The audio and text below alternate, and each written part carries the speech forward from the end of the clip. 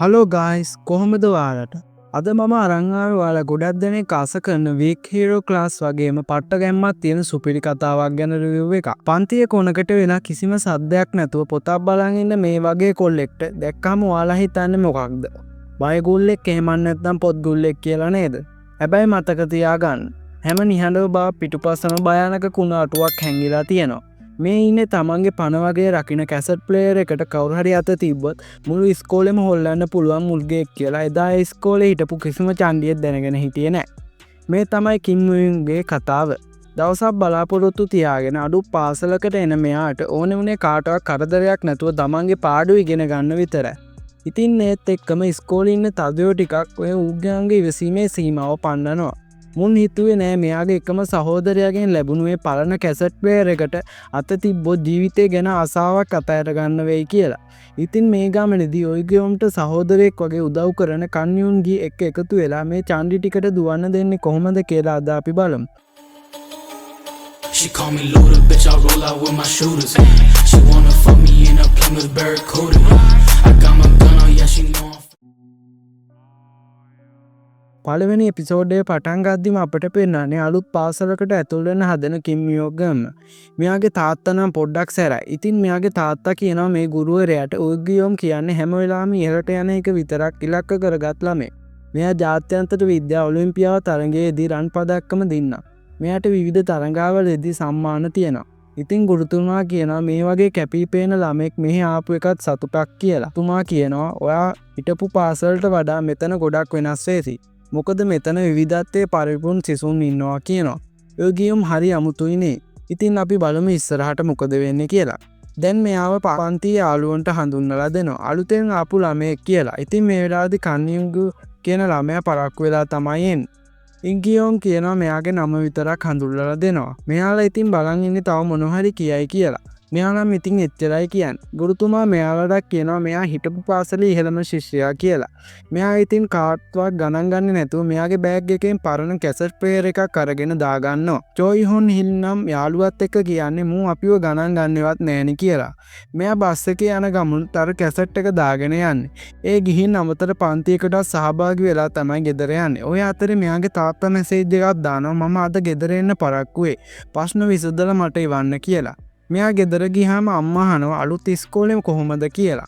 මෙයා නම් කියන්නේ ඒක හොඳයි. මෙයා ආයෙත් අහනවා අම්මා බොන බෙහෙත් මට බොන්න බැරිද කියලා. අම්මා අහනවා ඉගෙන ගන්න ළමෙක්ට මොකටද බෙහෙත් කියලා. ඒ ගියොම් ඉතින් මේකට උත්තරයක් නොදී කාමරයට යනවා. මොන්න මෙයා ප්‍රශ්න විසඳන්න බලන්න මෙයාගේ තාත්තා එනවා. මෙයාට ප්‍රශ්නයක් වැරදෙන නිසා මෙයාගේ ඔළුවට ඇඟිල්ලෙන් අනිනවා. අවධානය යොමු කරන්න කියලා.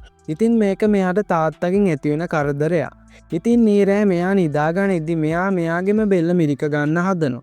ඒකත් කරන්නේ අර කැසට් ප්ලේයර් එක දාගෙනම තමයි. මෙයා ඉතින් උදේ ඉස්කෝලේට ගිහින් ඉන්නවා. ඉතින් යාළුවේ පන්ති ඇතුලේ හොන්හිල් එයාගේ යාළුවත් එක්ක එකතු වෙලා අහිංසක ළමයෙක්ට පහර දෙනවා. ඒ මෙයාට පාන් අරන් ආවේ නැහැ කියලා. ඉතින් මේ වෙලාවේ පන්ති ඇතුළට එනවා ඊගියෝන්. ඉතින් ওই වෙලාවේදී හොන්හිල්ව අර කොල්ල කරේ තියාගෙන අරගෙන යද්දී ඊගියෝන්ගේ කැසට් ප්ලේයර් එක වැටෙනවා හොන්හිල්ගේ කකුලේ වැදිලා. ඊගියෝන් හිමීට නැගිටලා බිම තියෙන කැසට් ප්ලේයර් එක අරගන්නවා. මෙයාට ඉතින් මේ හොන්හිල් අර ඔළුවට ඇඟිල්ලෙන් අයින් එක මතක් වෙනවා. ඒ හේයි කියලා කෑ ගහනවා. පන්තිය හැමෝම බලන් ඉන්නේ දැන් ඊගියෝන් දිහා. හොන්හිල් අහනවා ඔයා මටද කෑ ගැහුවේ කියලා. ඊගියෝන් බිමට වැටෙන පයින් පාරක් දෙනවා. බිම දාගෙන පයින් ගහනවා. හොන්හිල්ගේ යාළුවා කිව්වා නවත්තන්න කියලා මෙයා නවත්තන්න නැතුව ගහනවා. කන්යුන්ගේ මෙතනට ඇවිල්ලා ඉන්නවා. හොන්හිල් කියනවා දැන් තෝ මගේ ලිස්ට් එකේ ඉන්නේ. ඵලයන් තෝගේ තැනට කියනවා.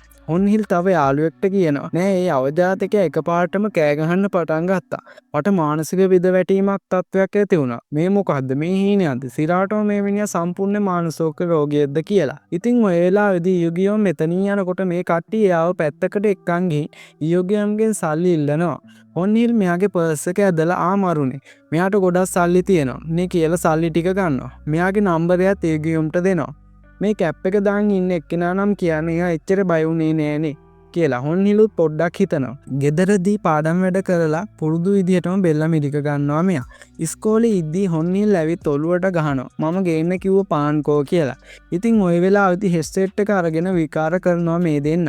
ඊගියොම් කියනවා ඕක දෙනවා. ඕක ඇහෙන හොන්හිල් මෙයාට පයින් ආයෙත් ගහනවා. හොන්හිල් මේක දෙන්නේ. ඒක ගන්න කියලා බිමට දාලා පාගනවා. ඉතින් ඔය වෙලාවේදී ඇඟිල්ලෙන් ඔලුවට තට්ටුවක් දාන නිසා මෙයාගේ බය වෙනස් වෙලා හොන්හිල්ට මූණට එකක් ගහනවා. දැන් දෙන්න අතරේ හොඳ ෆයිට් එකක් තමයි යන්නේ. ඊගියොම් අර විදිහට හිටියට උනාට දැන් නම් යකා වුණා වගේ තමයි. දෙන්න එක කෙනෙක්වත් අතාරින්නේ නැහැ. මූණට තමා ගහන්නේ. ඊගියොම් හොන්හිල්ට ඩෙස් එකේ හප්පලා උස්සලා ඒ ඩෙස් එකේම ගහනවා. ඉතින් හොන්හිලුත් අතාරින්නේ නැහැ. මෙයාත් ඊගියොම්ට බිම පෙරලගෙන ගහනවා. ආයෙත් නැගිටින ඊගියොම් හොන්හිල්ගේ කකුලට ගහගෙන යනවා. ආයෙ ඉවරයි හොන්හිල්ට පෙරලලා ඊගියොම් හොන්හිල්ගේ බෙල්ලත් මිරිකනවා. හොන්හිල්ගේ යාළුවා මෙතනට මැදිහත් වෙන්න හැදුවත් කන්යුන්ගේ නවත්තලා කියනවා දෙන්නෙක්ගේ සටනකට ඔයාට මැදිහත් වෙන්න බෑ කියලා. තාම ඊගියොම් හොන්හිල්ගේ බෙල්ල මිරිකගෙන තමයි ඉන්නේ. ඒත් එකපාරටම බෙල්ල අතහැරලා කියනවා මම කිව්වනේ ඔබට ඒක වැදගත් කියලා.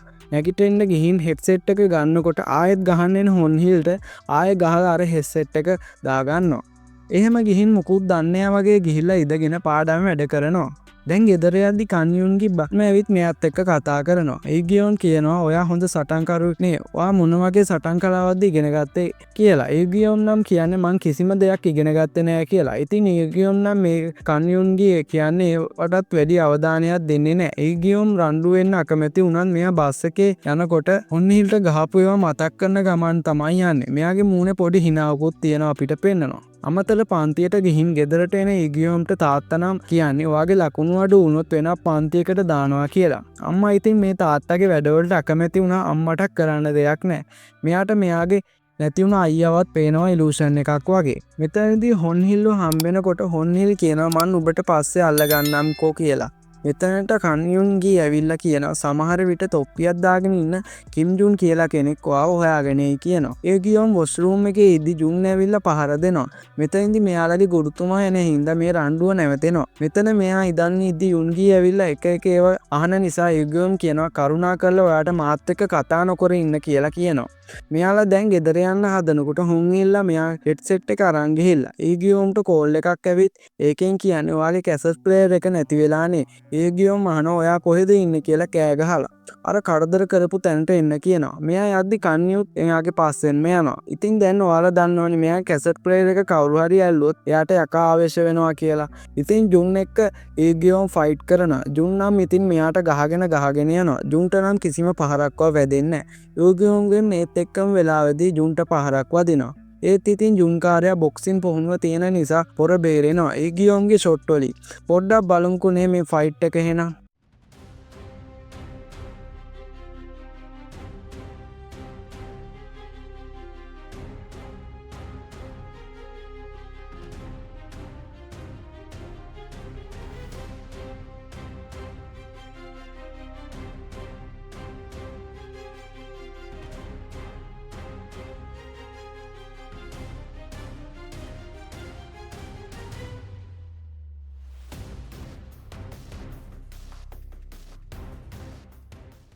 ඉතින් යුගියොම් බොහොම හරි දිනන නිසා කැසට් ප්ලේයර් එක හම්බෙනවා. මෙයා ඉතින් මූණ හොදගෙන කන්යුන්ගෙන් ෂර්ට් එකක් ඉල්ලගෙන තාත්තා මැසේජ් එකක් දානවා. ඔයා කොහෙද ඉන්නේ? ඇකඩමියට මට කිව්වා ඔයා තාම ආවේ නැහැ කියලා. ඇකඩමියට යනවා. මේ හොන්හිල්ලා හිතනවා අපි ගුටි කෑවේ කියලා දෙවනි අවුරුද්දේ අයියලා දැනගත්තොත් එහෙම උන් අපිව අතාරින්න එකක් නැහැ කියලා කියනවා. දැන් යුගියොම් ඇකඩමියට ඇවිල්ලා තුවාල කැලලා ලයින් වෙන්න බෙහෙතක් එහෙම ගහ ගන්නවා මූණේ. මෙයා ගෙදර නිදාගෙන ඉද්දි මෙයාට මතක් වෙනවා ජුන්ට ගහපු පාරවල් ටික. ඔය වෙලාවේදී මෙයාගේ අම්මා ඇවිල්ලා තමයි මෙයාව නැගිටවන්නේ. අම්මා අහනවා ඔයාගේ තොල් වලට මොකද උනේ? මොනවද මේ තැලීම් මෙහෙම කියලා. මෙයා නම් කියන්නේ මම ඊයේ බාස්කට් බෝල් ගහනකොට බෝලයක් ඇවිත් වැදුනා කියලා. මෙයා දැන් තාත්තත් එක්ක කෑම කනවත් අපිට පෙන්නනවා. දැන් අර දෙවෙනි අවුරුද්දේ ඉන්න ටික ජුන්ලව පොලිමට හිටවලා ගහ අහනවා තමුසෙලා ඇයි නෝන්දලෙක්ගෙන් ගුටි කෑවේ කියලා. ජුන්ට කියනවා තමුසේ කොහොමද පෙරදුනේ? ලැජ්ජයිනේ බන් කියනවා. මෙයා කියනවා තොපි ඒ අවජාතකයාගේ ඔළුවට ගඩොලු කඩපන් නැත්නම් මං උඹලා ඔක්කොම මරනවා කියලා කියනවා. ඊගියම් සහ යුන්ගි දෙන්න පාරේ ඇවිදගෙන යනවා. එකපාරටම ජුන් බයික් එකකින් වේගයෙන් ඇවිත් මුන් දෙන්න ගාව නතර කරනවා. ජුන් බයික් එකෙන් බැහැලා අතේ තිබ්බ පොල්ලකින් ඊගියම්ට සැරට පහරක් දෙනවා. ඊගියම් මෙතනම ඇදගෙන වැටෙනවා. ඊගියම් හොස්පිටල් එකට අරන් යනවා. මෙයාට සීයාවට පස්සේ එතන ඉන්න බැරිකමට අතේ ගහලා තියෙන සේලයින් බට ටිකත් බලෙන්ම ගලවලා දාලා යන්න හදනවා.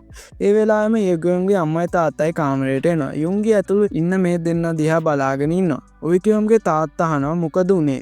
යුන්ගේ කියනවා බය වෙලා වගේ අංකල් මෙයා පඩිපෙලින් වැටුණා කියලා ඇත්ත හංගලා. මේ වෙලාවේ ඉගියම්ගේ අම්මා ගොඩක් දුක් වෙනවා. එයාට තමන්ගේ ලොකු පුතාට වුණු කරදරෙත් මේ වෙලාවේ මතක් වෙලා පපුව පැලෙන්න වගේ වේදනාවක් දැනෙනවා. ඔය ආස්සේ ජුන් හොස්පිටල් එකට එනවා.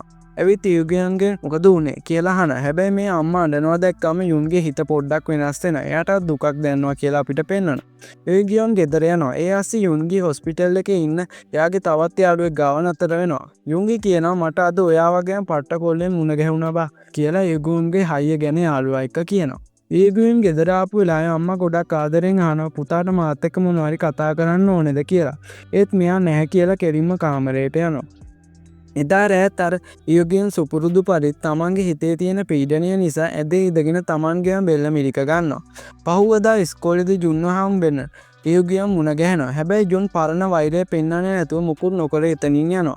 ඊට පස්සේ දෙවෙනි අවුරුද්දේ ඉන්න ලොකු කට්ටිය ඉයෝගියන්ගේ ක්ලාස් එකට එනවා. දෙවනි වසරේ ලොකු නායකයා වගේ ඉන්න සිසුවා කියනවා ඔබද ඉගියම් කියන්නේ කියලා සැරෙන් අහනවා. එහෙම කියලා කෑම වෙලාවේදී වහලේ උඩට වරෙන් කියලා කියනවා. ඉතින් මේ කතාව ඉතිරි කොටස් ටිකක් අරන් මම ඉක්මනට එන්න. මේ වගේ තවල් ලස්සන කතා දිගටම බලන්න ඕන. මාව සබ්ස්ක්‍රයිබ් කරලා සෙට් වෙන්න. ඔයාලගේ අදහස් පහලින් කමෙන්ට් කරගෙන යන්න අමතක කරන්න එපා.